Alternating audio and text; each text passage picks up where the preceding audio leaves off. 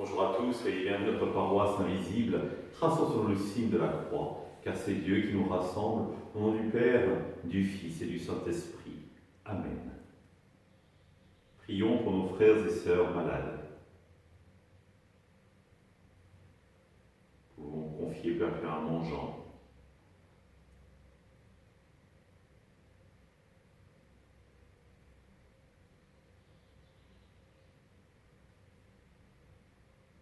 Prions pour les soignants et tous ceux qui œuvrent pour le bien commun.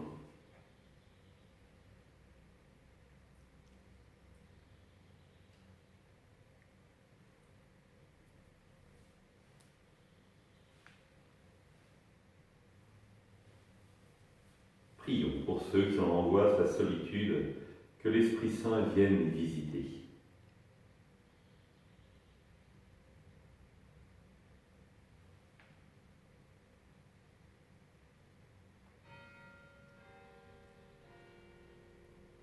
Pour manifester notre communion, je vais maintenant allumer cette bougie au cierge pascal.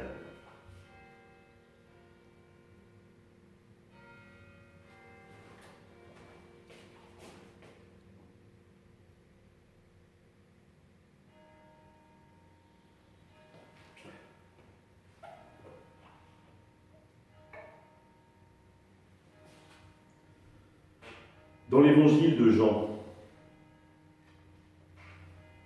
Jésus disait à ses disciples : « Moi, je suis le pain de la vie. Celui qui vient à moi n'aura jamais faim. Celui qui croit en moi n'aura jamais soif. Mais je vous l'ai déjà dit, vous avez vu et pourtant vous ne croyez pas. Tous ceux que me donne le Père viendront jusqu'à moi, et celui qui vient à moi, je ne vais pas le jeter dehors. Car je suis descendu du ciel pour faire non pas ma volonté, mais la volonté de celui qui m'a envoyé. Or, telle est la volonté de celui qui m'a envoyé, que je ne perde aucun de ceux qu'il m'a donnés, mais que je les ressuscite au dernier jour. Telle est la volonté de mon Père, que celui qui voit le Fils et croit en lui ait la vie éternelle, et moi je le ressusciterai au dernier jour. » Les Juifs récriminaient contre Jésus parce qu'il avait déclaré « Moi je suis le pain qui est descendu du ciel ». Ils disaient « Celui-là n'est-il pas Jésus, fils de Joseph ? Nous connaissons bien son père et sa mère. Alors, quand peut-il dire maintenant « Je suis descendu du ciel » ? Jésus reprit la parole. « Ne récriminez pas entre vous. Personne ne peut venir à moi si le Père qui m'a envoyé ne l'attire, et moi, je le ressusciterai au dernier jour. » Il est écrit dans les prophètes, ils seront tous instruits par Dieu lui-même. Quiconque a entendu le Père et reçu son enseignement vient à moi. Acclamons la parole de Dieu. Louange à toi, Seigneur Jésus.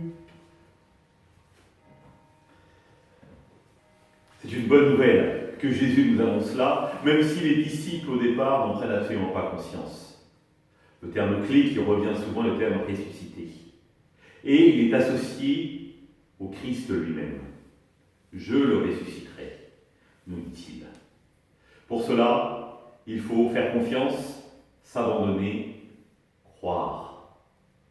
Et croire, non pas d'une manière extérieure, mais d'une manière intérieure à l'homme, en pensant véritablement que la foi change la vie. Petite histoire, que certains d'entre vous connaissent certainement, c'est l'histoire d'une poule et d'un cochon.